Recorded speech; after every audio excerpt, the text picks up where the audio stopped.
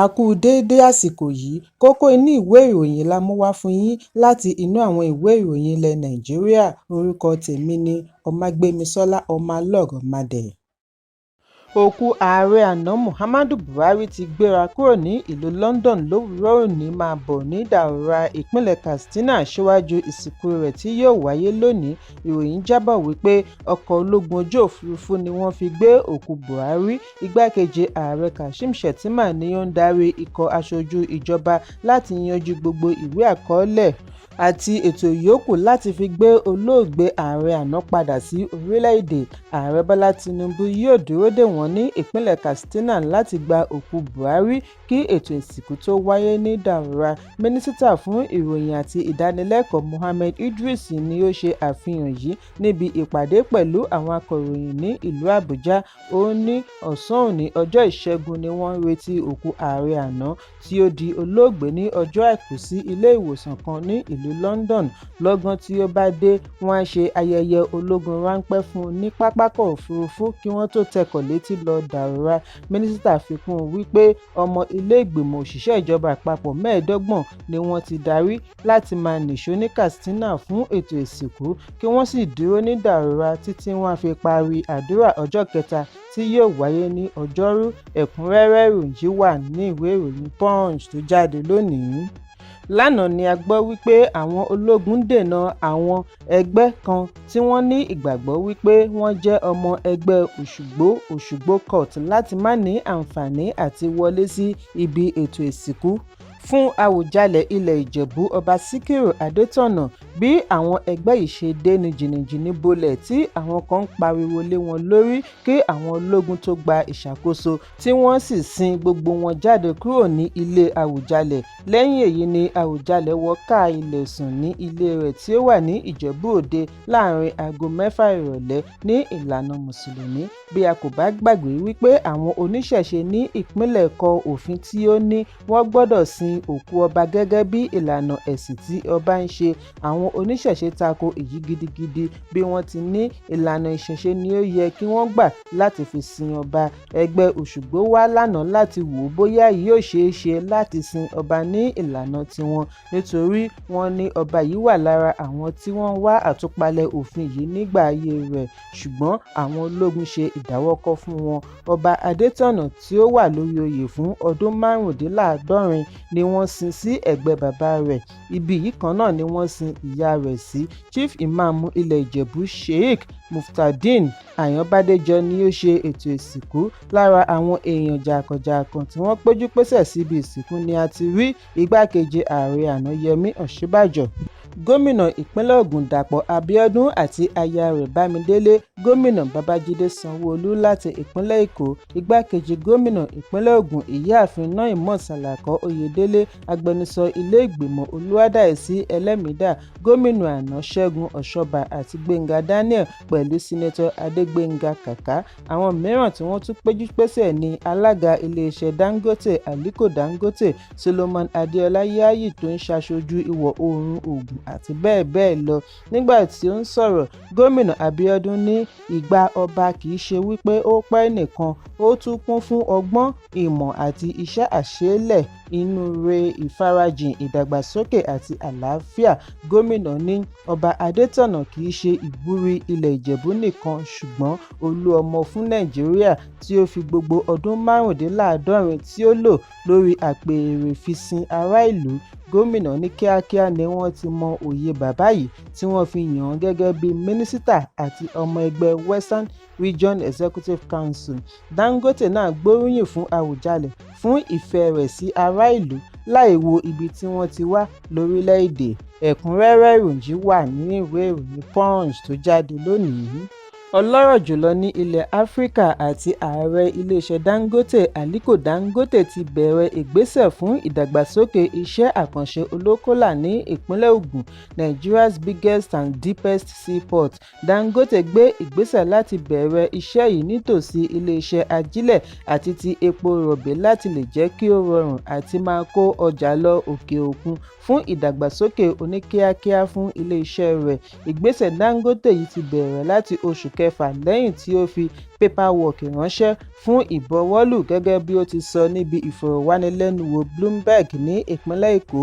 Ilé-iṣẹ́ yìí yóò wà ní 100 kìlómítà sí ilé-iṣẹ́ ajílẹ̀ àti ti ìfọpo rọ̀bì ní ìpínlẹ̀ Èkó. Lọ́gán tí ó bá parí, yóò lùjára sí àwọn ilé-iṣẹ́ bíi tirẹ̀ yòókù ní ìpínlẹ̀ Èkó títí kan ilé-iṣẹ́ Chinese tí wọ́n ṣí ní ọdún 2023. Ẹ̀kúnrẹ́rẹ́ ìròyìn wà ní ìwé ìròyìn The Nation tó jáde lónìí.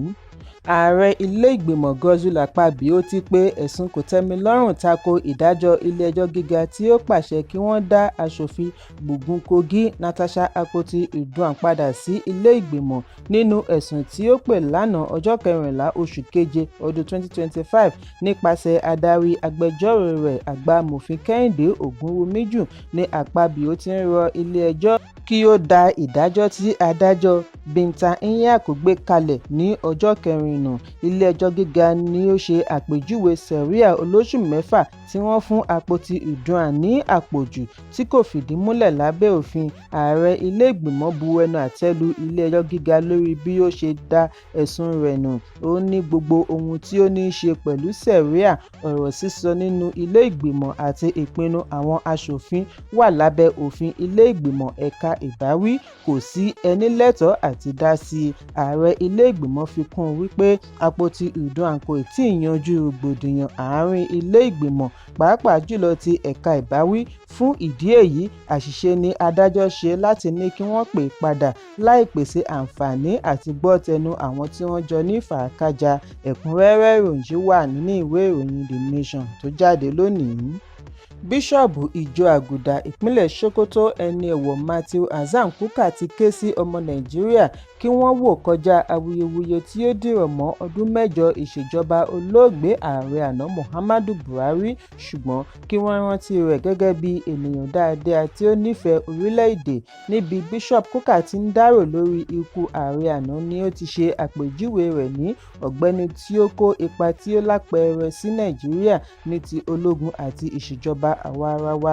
Olùṣọ́-àgùntàn yìí wá pè fún ìrònúpìwàdà fún àánú yálà tí a fi ń da ẹ̀bi ru Buhari lórí ìṣèjọba àwa-arawa ọlọ́dún 6.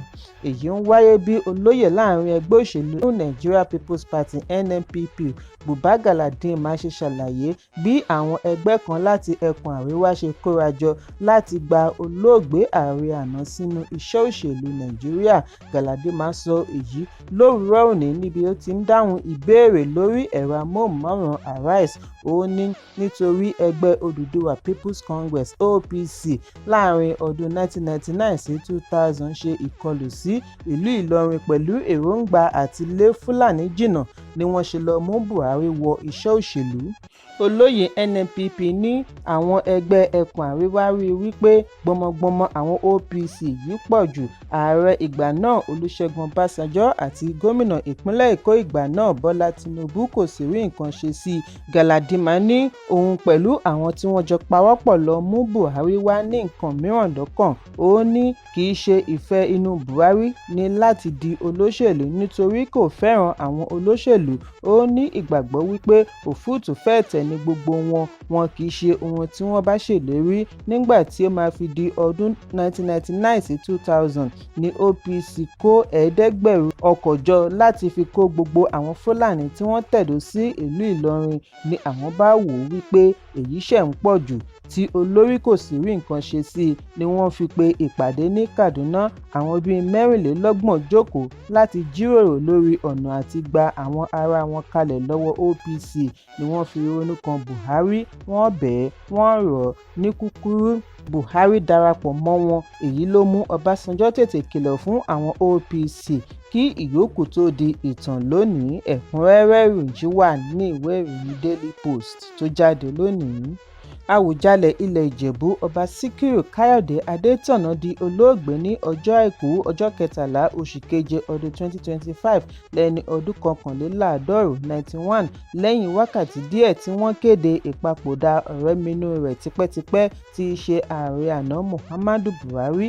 Níbi ìdárò rẹ̀ ní ọmọọba kan ní Ìjẹ̀bú, ọmọọba Adédoyin Alátiṣe ti kọ sórí ẹ̀rọ abánidọ́rẹ̀ẹ́ X wípé báàmi ọ̀gbágbá agbọ́tẹ̀wọlẹ̀ erinwó ọmọ aníkíláyà ṣáàgbù. Adétọ̀nà tí ó gorí oyè ní ọdún 1960 wà lára àwọn ọba Nàìjíríà tí ìgbà wọn pẹ́ jùlọ tí wọ́n sì bu ọ̀wọ̀ fún ìgbìyànjú rẹ̀ fún ilẹ̀ Ìjẹ̀bú àti ìpínlẹ̀ Ògùn lápapọ̀. Ìwádìí ṣe àfihàn àwọn ọba 5 tí ìgbà wọn pẹ́ jùlọ ní Nàìjíríà. Àkọ́kọ́ ni ọba Síkírù Káyọ̀dé Adétọ̀nà Àwùjalẹ̀ ilẹ̀ Ìjẹ̀bú tí wọ́n yàn sí ipò ní ọjọ́ kejì oṣù kẹrin ọdún 1960.